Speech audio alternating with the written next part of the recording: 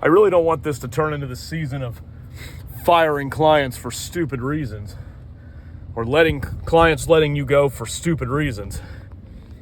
But right now, I don't know. That may be one possibility.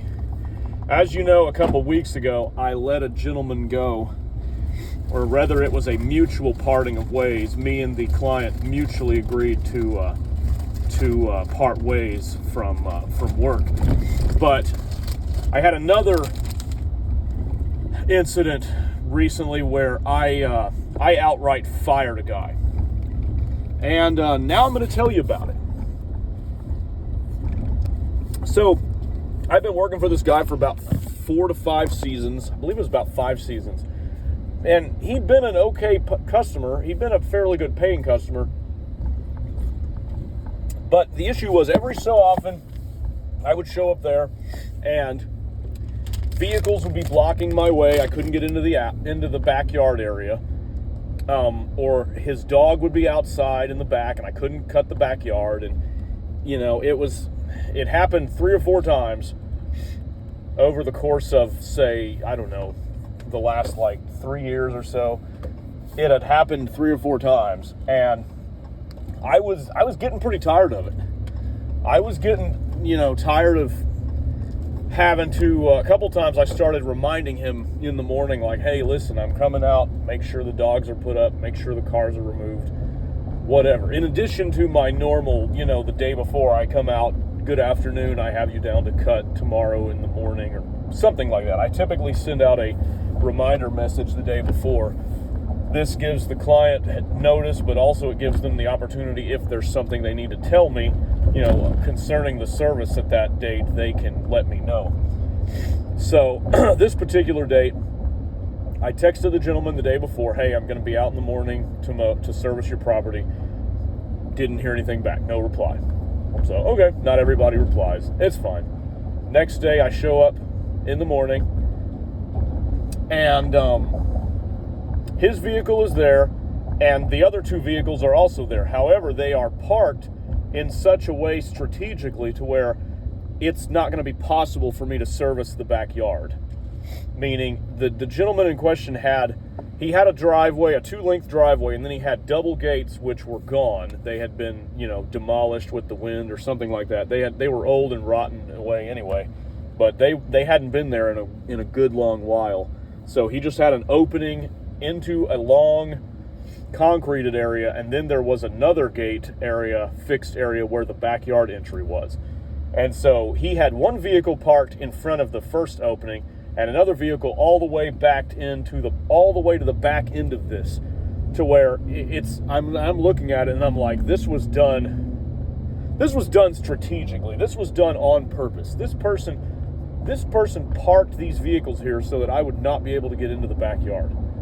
So I sit there and I send a message, hello, I am here in your area. Would you please be able to move the vehicles? Waited 5 minutes, no reply. No one came out of the house. So I went down to the other street, to the other end of the street, to where I had the other property in that neighborhood I was going to hit.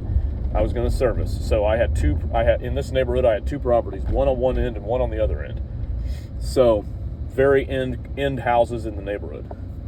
So what ended up happening was I knocked out the other property, everything good, no problems. Then I circle back around to the first property. Still no reply to any of my messages. Guy has not said anything to me. So I come back around. Same situation. Cars are still parked there. His vehicle's still there, so I know he's home. And at this point, it's 9:30 in the morning. So gave him a call. Called him on the phone. No answer. So at that point, I knew. I said, okay. This is it. This is the 3rd strike for this. I am done playing with this stupid foolishness, is what I said in my head. So I left the area and I got to the next job.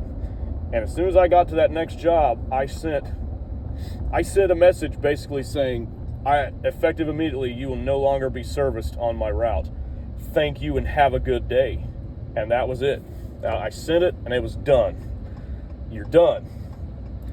I'm not playing games. I'm done playing games. This kind of stupid nonsense, is the kind of thing that will get a service contractor to drop you off the list, and it's very simple.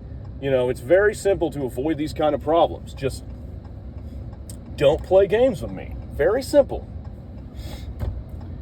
And, I'm irritated that, I was forced to basically let a client go for continual issues like this, to where, it got to where it's a sign of disrespect. Ultimately, it's disrespectful to show up to somebody's property the day after you had told them you were coming, and they know you're coming. You're on the schedule for that day, and you have cars strategically blocked in, and nobody will answer their phone.